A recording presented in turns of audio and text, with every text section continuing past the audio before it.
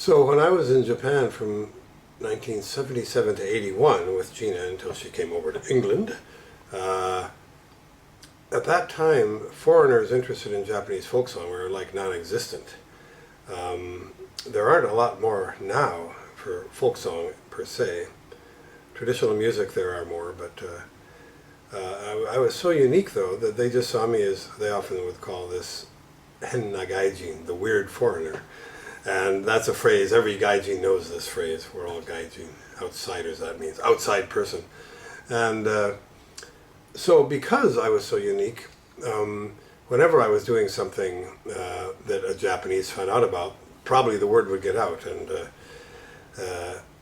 two examples, I took a Shakuhachi lesson on a bamboo flute. This is way back in 69-70, my first visit to Japan when I was teaching at this IIST, Institute for International Studies and Training at the foot of Mount Fuji, teaching English.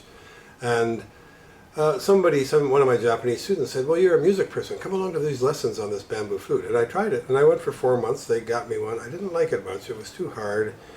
It's not quite my kind of music, it wasn't folky enough.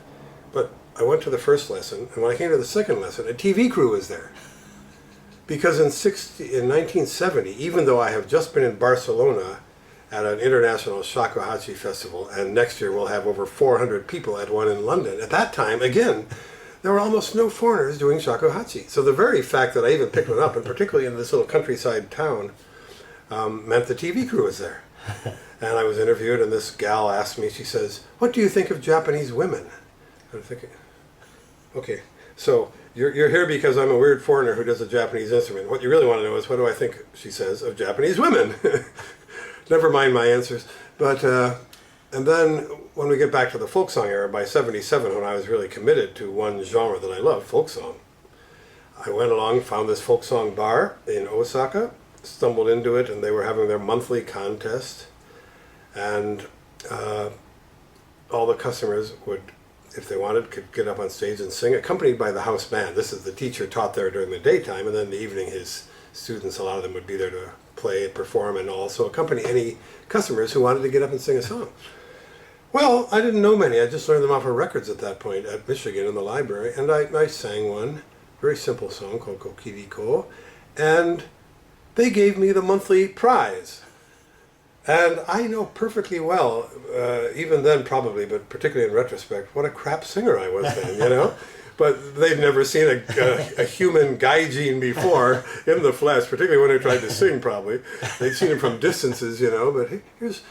And so they gave me the trophy, and I still have it. It's up in Durham, but I've still got it.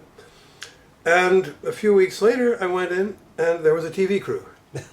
And this guy, a weird guy with big giant afro, who is now bald and still does TV interviews. He does all these talk shows and other things on Japanese TV today still. Tsurube-san. They call him Tsurube. He was actually a bit of a comedian doing a kind of oral recitation, quasi-traditional comedy at the time, but he then became a TV personality. So he came in with a crew, and nobody warned me. You know, we just came in, and Gina was there. We have photos of this. And they interviewed me, and we sang some songs. And at one point, he pulled something very clever we had no idea of. Suddenly, the lights went out. This is on my teacher's folk song bar where we did our lessons. Suddenly, the lights went out. The fuse blew. And he said, oh, Hughes ga tonda. The fuse blew. Now, Japanese pronounce fuse as Hughes. That's me. So he had planned this well in advance, and he had somebody over by the switchboard ready to turn off the fuse so he could make a joke. Wow, cool. Anyway, I've never met him since, but I've seen him on TV a lot in my recent visits. Anyhow, that kind of stuff happened, and then that led to all these performances. There'd be a folk song, well, my teacher's annual recital for his students. I would be a guest at that, and treated specially. I'd get up and sing whatever I wanted, and I'd be slightly interviewed. And then other people started contacting me, and TV people wanted me on, whether it was to sing a song and be interviewed. At one place I had to sing a song, and then I had to help them on the telephone do a quiz. We called someone up and had to ask them, which of the following is an American folk song? And I had to sing 3 little songs, one of which I don't remember. Was something more like, oh my darling, oh my darling, oh my darling, Clementine. I have no idea now. And stage, I got to host a folk song concert for all the people working for CBS Sony Records, the Folkies. They wanted me to get up there and be the MC. That went on and on like this. I could think of, if I get going too long on this, I could tell you every detail of every program almost. They were just endless, the things they wanted me to do. And Gina was on several of them with me as well. And there was one called, it was a version of an American program at the time called To Tell the Truth. They call it Hon Mono wa Darida, who's the real one? The idea is you have 3 people and a panel of 4 quizzing these 3 people to figure out which one is the one who, and then they tell you something. Which of these 3 foreign guys is a Japanese folk singer? And they had to ask questions, and the one, me, who is the one, has to answer every question truthfully, and the other 2 can make up lies to try and convince them that they're the folkie. And they asked things like, what kind of sake do you like? Because they often associate drinking sake with folk song. And I said, Nikyu, the 2nd class level, the cheap stuff. And the guy said, oh, no, like, oh, that was, I get it, that's, yeah, he knows stuff about sake, he doesn't go for the expensive stuff. Anyhow, it was a really ridiculous program. But that happened again and again and again and again. And up north in Iwate, a researcher up there who was running a local folk festival, he got me a couple of gigs. One, a musical evening with David Hughes, where I had a lot of the local folkies joining me, plus he asked me if I could have as guests on the program he'd set up for me this concert with 1,000 locals in the audience. Could I also have 2 of the non-folk local musicians, the jazz sax player and his wife, the opera singer? Yeah, sure, they can be guests. And could you do some music together? Okay. So me, the folkie, who has played trumpet in some, I've never done jazz really. Opera. So I got together with them, and we were trying to think, and suddenly I had this idea. What if we did St. Louis blues?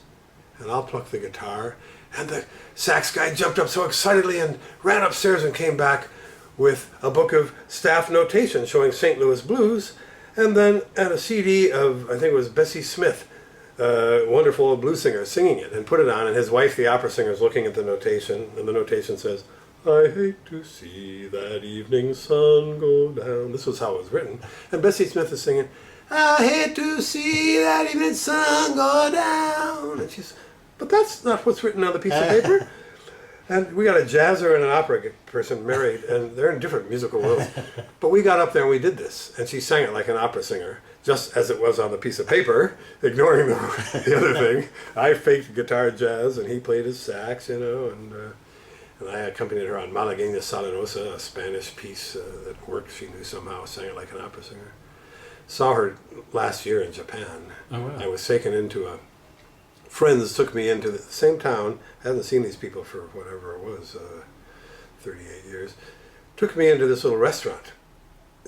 And nobody knew that this connection was going to happen. But we went in, and I was with the wife of the guy who set up that concert, who had passed away many years ago. She knew this restaurant, went in. It turns out that opera singer and her sax husband were running this little restaurant now and teaching music upstairs. And I came in, and the woman looked at me, and she went, ah! Like, ah! And I looked at her, and she looked vaguely familiar, but I had no idea, who I was seeing, But of course I said, ah! What am I going to do? Say, huh? And I said, ah!